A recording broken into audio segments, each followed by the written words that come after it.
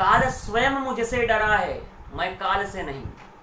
काल स्वयं मुझसे डरा है, मैं काल से नहीं। काले पानी का कालकूट पीकर, काल के कराल के स्तंभों को झकझोर कर मैं बार बार लौट आया हूं। मैं फिर भी जीत हूं, हारी है मृत्यु, मैं नहीं। Hello students, welcome to your channel maths यारी। आज हम लोग डिस्कस करेंगे एक ऐसे पर्सनालिटी, एक ऐसे व्यक्तित्व और एक ऐसे महापुरुष के जीवन पर जिन्होंने 10 साल तक काले पानी की सजा काटने के बावजूद भी कहीं ना कहीं हमारे देश के इतिहास के पन्नों में समेट दिए गए। उन्हें इतिहास के पन्नों में वो जगह नहीं दी गई जिसके वो हकदार थे। हमें विनायक दामोदर सावरकर जी के ऊपर वो इतिहास नहीं पढ़ाया गया जिन्होंने हमारे देश की आज़ादी के लिए अपना सर्वस्व कुर्बान कर दिया। ठीक है, आज हम डिस्कस करने वाले हैं विनायक दामोदर सावरकर जी के जीवन पर। एक ऐसा महापुरुष जो अपनी सहन शक्ति की पराकाष्ठा को, एक ऐसा महापुरुष जो अपने सहन शक्ति के बल पर पूरे देश के नौजवानों को, पूरे देश के लोगों को यह प्रेरणा दे गया कि अपनी आज़ादी के लिए वह कुछ भी करने को तैयार है।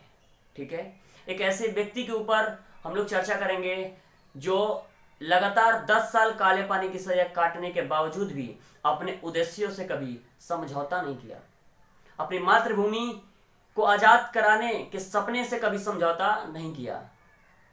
अभी मैं शुरू में जो पंक्तियां पढ़ा वो पंक्तियां वीर दामोदर सावरकर जी की थी।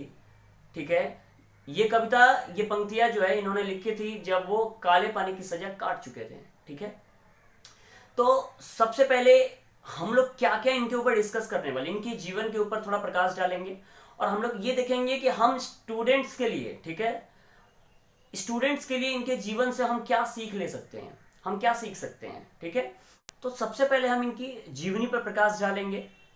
तो इनका जन्म एक ब्राह्मण परिवार में महाराष्ट्र के नासिक जिले के भागुर गांव में हुआ था। इनके पिता दामोदर पंत सावरकर थे और माता राधाबाई थी। ठीक है, इनके 2 भाई थे। एक बड़े भाई थे, इनके नाम था गणेश दामोदर सावरकर, और छोटे भाई थे नारायण दामोदर सावरकर, और एक बहन थी जिनका नाम था नैनाबाई। तो वीर सावरकर जी की जो बचपन की पढ़ाई है वो तो गांव के स्कूलों में जैसे नॉर्मल होती है वैसे ही हुई है।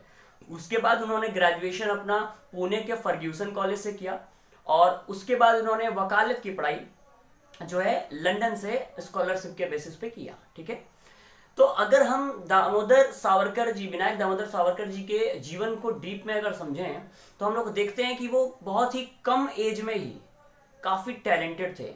और सबसे बड़ी चीज़ उनके अंदर ये थी कि उनके अंदर लीडरशिप की, जो नेतृत्व करने की क्षमता थी, वो बहुत ही अधिक थी एज कम्पेयर टू जिस एज में थे।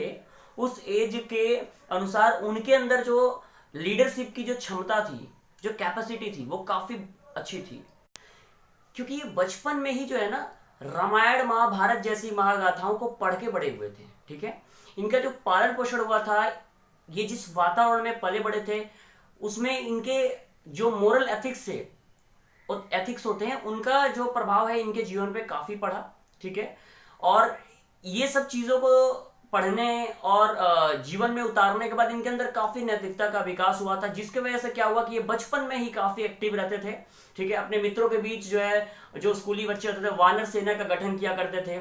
ठीक है, जिस तरह भगवान हनुमान जी जो है वानर सेना का नेतृत्व किए थे और उसमें जो है जिस प्रकार लीडरशिप किए थे, ठीक है, उसी तरह से इनके अंदर भी एक जो है बचपन में हम जो भी चीज़ें सीखते हैं, जो भी चीज़ें देखते हैं, तो कहीं ना कहीं हमारे अंदर उससे एक जो है एक अलग तरह का एक इम्प्रूवमेंट होता है उस चीज़ में। उस चीज़ को हम लेकर के हम आगे बढ़ते हैं। तो विनायक दामोदर सावरकर जी भी के जीवन पर भी इसका बहुत काफ़ी प्रभाव पड़ा था। अब जो है ये जब बड़े हो गए, जब कॉलेज वगैरह में गए, तो राजनीतिक रूप से जो है लोकमान्य तिलक यानी बाल गंगाधर तिलक जी के विचारों से काफी प्रभावित थी। ठीक है, इनके विचार जो थे लोकमान्य बाल गंगाधर तिलक से काफी मिलते थे, इसलिए वे उनकी तरफ खींचे चले गए। और जो है इन्होंने उस समय के राजनीतिक बहुत सारे आंदोलनों में जो है बढ़ चढ़ कर भाग लिया, जैसे बहिष्कार आंदोलन। बहिष्कार आंदोलन में इन्होंने, जब 7 अक्टूबर 1905 को बहिष्कार आंदोलन हुआ, तो इन्होंने उसे जोर शोर से हिस्सा लिया और अपने सारे विदेशी कपड़े, विदेशी जो भी इनके पास चीजें थी, उसे उन्होंने जला दिया। तो ये बचपन से ही जो है ना काफी मल्टी टैलेंटेड थे, और ये कविताएं लिखते थे, कहानियां लिखते थे, ठीक है। जैसे कि अभी ये जो कविताएं, ये सब इनके जो है जीवन का एक हिस्सा था, मतलब साहित्य में भी वो काफी प्रखर थे, ठीक है। अब इनकी जो विचार थे वो गांधी जी से मिलते नहीं थे, गांधी जी से इनकी जो है वैसे संबंध नहीं थे, ठीक है। क्योंकि इनका मानना था कि जो आजादी होती है या जो स्वतंत्रता है, उसे जो है मांग करके नहीं लिया जा सकता, उसे छीन करके ही लिया जा सकता है, ठीक है। और गांधी जी इसके विपरीत थे। तो खैर ये राजनीतिक मतभेद था उनके अंदर, वो हम नहीं डिस्कस करेंगे। हम लोग ये डिस्कस अब आगे करने वाले हैं, देखने वाले हैं कि उन्हें काला पानी की सजा होती क्यों है, ठीक है। तो ये जो है, अच्छा सबसे पहले ये जो है वानर सेना का जो है गठन किया करते थे। फिर उसके बाद काफी जब बड़े हो गए, ठीक है, जब ये राजनीति में पूर्ण रूप से आ गए, तो ये मित्र मेला का आयोजन करने लगे। मित्र मेला, ठीक है। मित्र मेला के तहत ये भारत के नौजवानों को इकट्ठा करने का प्रयास करते थे, ठीक है, जिससे भारत के सारे युवा एक राष्ट्रवादी दिशा में बढ़ सके और स्वतंत्रता के लिए लड़ सके, ठीक है। वीर सावरकर जी जब मित्र मेला का आयोजन करने लगे, तो इसमें काफी युवा जो है बढ़ चढ़कर हिस्सा लेने लगे। और उसके बाद जो है ये मित्र मेला आगे चल करके 1904 में अभिनव भारत सोसाइटी में तब्दील हो गया। यानी इसे अभिनव भारत सोसाइटी बोलने गया, ये एक बहुत ही बड़ा क्रांतिकारी संगठन था, ठीक है। तो इसमें जो है नासिक के कलेक्टर जो है हत्या के आरोप में इन पे जो है नासिक षड्यंत्र के अंतर्गत काला पानी की सजा दी गई 50 साल की, ठीक है। और इन्हें जो है अंडमान निकोबार के पोर्ट ब्लेयर के सेल्युलर जेल, यानी जहां पे काला पानी सजा दी जाती है, वहां पे भेज दिया जाता है, जहां पे चारों तरफ सिर्फ पानी होता है। मतलब वहां से अगर कोई भागना चाहे कभी तो भाग नहीं सकता है, इसलिए वो उसे जो है हम काले पानी के नाम से जानते हैं। और वहां पे ये क्योंकि इनको पुस्तकें लिखने की आदत थी, तो ये जहां पर भी रहते थे पुस्तकें लिखना नहीं छोड़ते थे, भले ही उनके ऊपर कितना भी अत्याचार क्यों ना हो। क्योंकि वहां वो बताते हैं, वहां जाने के बाद बताते हैं कि वहां उनके ऊपर या वहां पे जितने भी कैदी थे उनके ऊपर कितना अत्याचार होता था।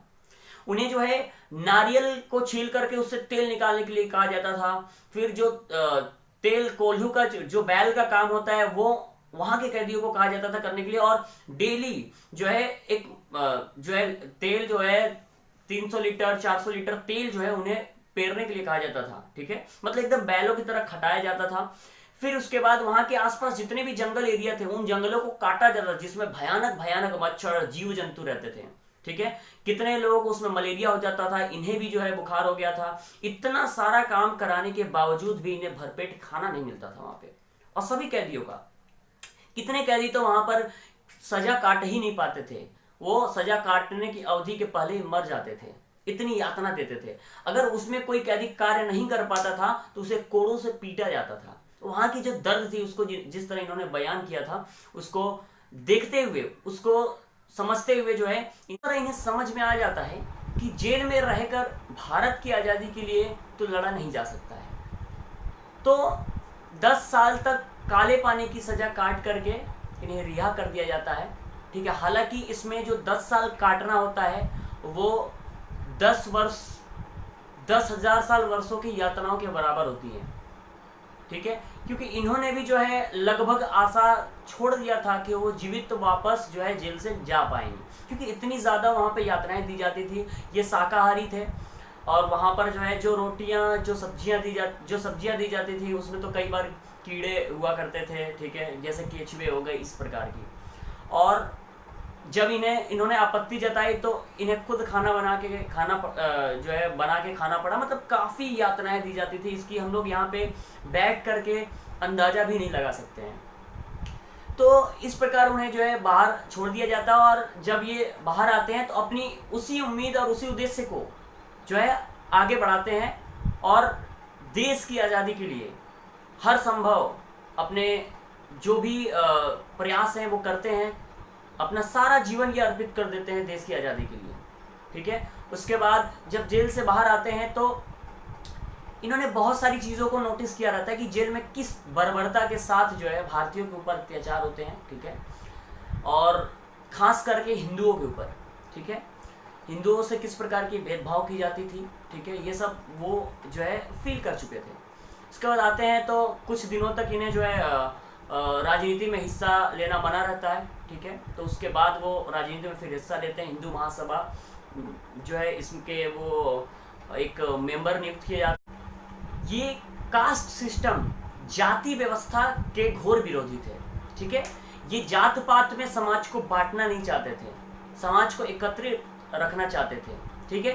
तो इन्होंने अपने अब सभी उद्देश्यों पर जो है अपने जीवन पर्यंत में पूरा कार्य किया, ठीक है। इनकी बहुत सारी कविताएं, बहुत सारी जो कहानियां हैं मराठी में थी, ठीक है, जो काफ़ी प्रेरणा देती थी। अब हमें देखना है कि इनके जीवन से हमें क्या जो है एक स्टूडेंट क्या ले सकता है, ठीक है। तो अगर हम देखें इनके पूरे जीवन को देखें तो ये पूरे जीवन में किसी ने पूरे लाइफ एक जो है उद्देश्य लेकर चले थे, एक डेडिकेशन था इनको कि देश को किस प्रकार जो है देश की स्वतंत्रता को किस प्रकार बनाया जाए, ठीक है, और किस तरह जो है यहाँ के ब्रिटिश गवर्नमेंट को यहाँ से हटाया जाए, ठीक है। ये भगत सिंह के प्रबल समर्थक थे, ठीक है। भगत सिंह के फांसी के बाद इन्होंने जो है बहुत ही दर्दनाक कविता लिखी थी जिसको मैं यहाँ पे सुना नहीं पाऊंगा क्योंकि वो मराठी में है, ठीक है। बहुत ही अद्भुत सी कविता थी जिसको जो दिल को छू जाती है। और तो इन्होंने क्या किया, पूरी लाइफ एक उद्देश्य पे काम किया, ठीक है। तो हर स्टूडेंट्स का सबसे बड़ी प्रायोरिटी ये है ना कि तुम्हें लाइफ में डिसाइड रखना पड़ेगा कि तुम्हें जो है करना क्या है, ठीक है। क्योंकि अब वो समय नहीं रहा जब हमारा देश गुलाम था, तो हमारे पास अलग अलग, ठीक है, जो हमारे महापुरुषों ने, जो वीर सावरकर जैसे, भगत सिंह, चंद्रशेखर आजाद, जितने भी क्रांतिकारी थे, अपना जीवन जो है न्यौछावर कर दिए देश के लिए। वो किस लिए किए थे? एक बेहतर भारत बनाने के लिए। तो हमें क्या करना है कि हमें अपने आप को सही रखना है, अपने आप को सही जगह पे पहुंचाना है, जिससे जो है भारत में जो है साक्षरता से लेकर के जो सफलता का जो सक्सेस का जो रेट है वो बढ़ा रहे, ठीक है। तो हमें उनकी लाइफ से ये एक बात जरूर लेनी है कि अपने लाइफ में एक उद्देश्य बनाओ और उस उद्देश्य पे, ठीक है, पूरा अपने आप को, पूरा अपना मेहनत, एफर्ट पूरा झोंक दो, ठीक है, जब तक वो चीज़ तुम्हें नहीं मिलती है, ठीक है। उसके बाद इनके जीवन से हमें लीडरशिप, एक बहुत बड़ा जो लीडरशिप, नेतृत्व करने की जो क्षमता होती है, इसको हमें लेना पड़ेगा, ठीक है। कि कहीं पर भी रहो तो बी कॉन्फिडेंट, ठीक है, लोगों से एकदम जो है बात करने में एकदम सक्षम रहो, ठीक है, लोगों को अपनी बातों से इन्फ्लुएंस करना सीखो, ठीक है। तो ये सारी चीज़ें उनके जीवन से हम ले सकते हैं। उन्होंने अपनी लाइफ में कितनी यातनाएं सही थी, ठीक है, सहन शक्ति उनके पास कितनी थी, ठीक है। तो हमारे जीवन में ये भी ज़रूरी है। फिर ये काफ़ी धैर्यवान थे, क्योंकि जिस तरह 10 साल उन्होंने सेल्युलर जेल में अपने आप को काटा, ठीक है, वो पेशेंस ही था जिसकी वजह से वो जो है उतना साल काट पाए, ठीक है। तो ये सारे जीवन की ये जो मापदंड है, ये बहुत ज़रूरी है हमें जीवन में